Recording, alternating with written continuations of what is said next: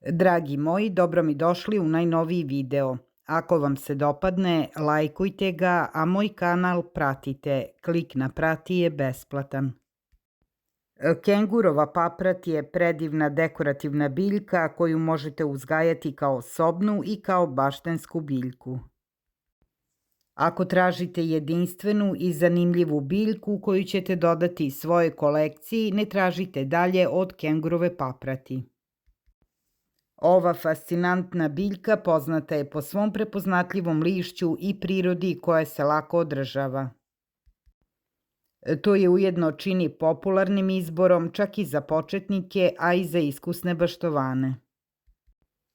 Kengurova paprat je popularan izbor za baštovanstvo u zatvorenom i na otvorenom zbog svog jedinstvenog izgleda i relativno niskih potreba za održavanjem. Kengurova paprat može se uzgajati i u zatvorenom i na otvorenom u zavisnosti od vaše klime i vašeg izbora. Ako živite u toplom, vlažnom okruženju, možda ćete moći da uzgajate paprat napolju tokom cele godine. Inače je najbolje da ih držite u zatvorenom prostoru. Kada uzgajate ovu paprat u zatvorenom prostoru, važno je odabrati lokaciju koja više oponaša njihovo prirodno okruženje.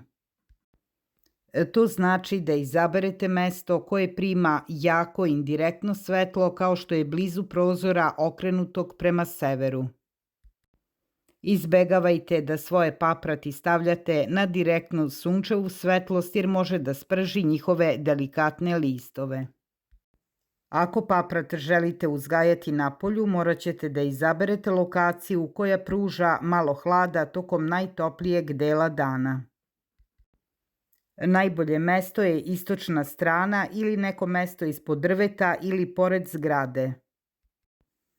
Ako paprat uzgajate u zatvorenom prostoru, morat ćete da eksperimentišete sa različitim pozicijama da biste pronašli onu koja obezbeđuje pravu količinu svetlosti. To je i najvažnija stavka kada je u pitanju uzgoj kengurove paprati. Ove paprati su poreklom iz Australije i sa Novog Zelanda i preferiraju temperature između 18 i 25 Celzijusovih stepeni i vlažnost vazduha od 50 do 60%. Ako nema dovoljno vlažnosti, morat ćete koristiti ovlaživač ili prskati u toku dana nekoliko puta ovu paprat.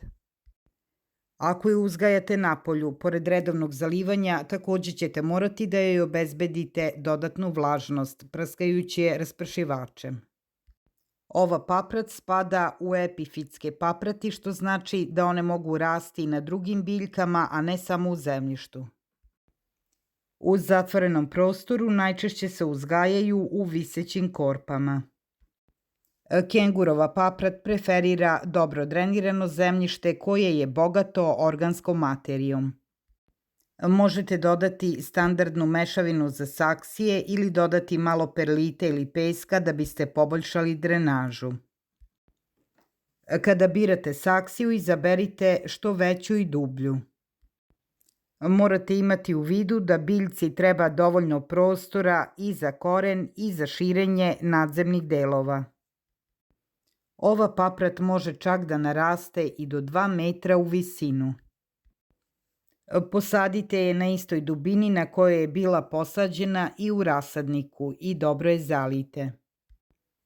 Kada paprat posadite u veću saksiju, nema potrebe za čestim presađivanjem jer to biljci smeta. Pravilno zalivanje i đubrenje su ključni deo nege kengurove paprati. Ova paprat voli stalnu, ali umerenu vlažnost, ne voli da bude preplavljena.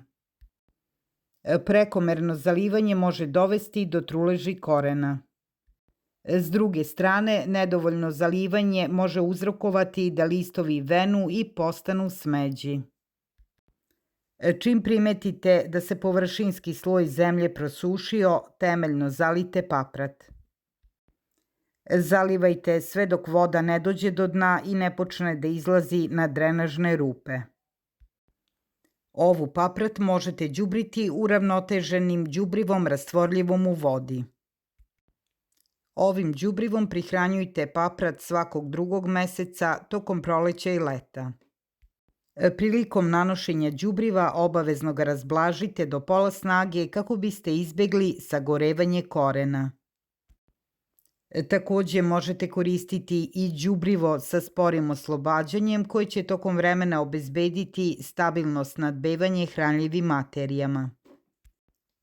Veoma je bitno da paprat ne prihranjujete previše jer to može dovesti do nakupljanja soli u zemljištu. Da bi paprat izgledala prelepo morat ćete da obavite povremeno rezivanje i održavanje iste. Jedna od najvažnijih stvari koje treba imati na umu kada je u pitanju rezidba je da to uradite u pravo vreme. Orežite paprat kad god primetite oštećene ili suve listove ili kad postane prevelika za svoju saksiju. Ovo će ne samo održavati biljku da izgleda lepo i uredno, već će sprečiti i širenje potencijalnih bolesti. Kengurova paprat se razmnožava na dva načina, podelom korena ili sporama. Razmnožavanje sporama je malo komplikovanije od podele korena. Sakupite spore sa donje strane zrelog lišća paprati, a zatim ih posejte na vlažnu podlogu za uzgoj.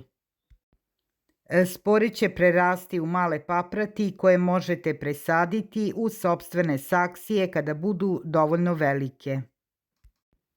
Ako želite dašak australijske divljine u svom domu, kupite u rasadnicima cveća kengurovu paprat.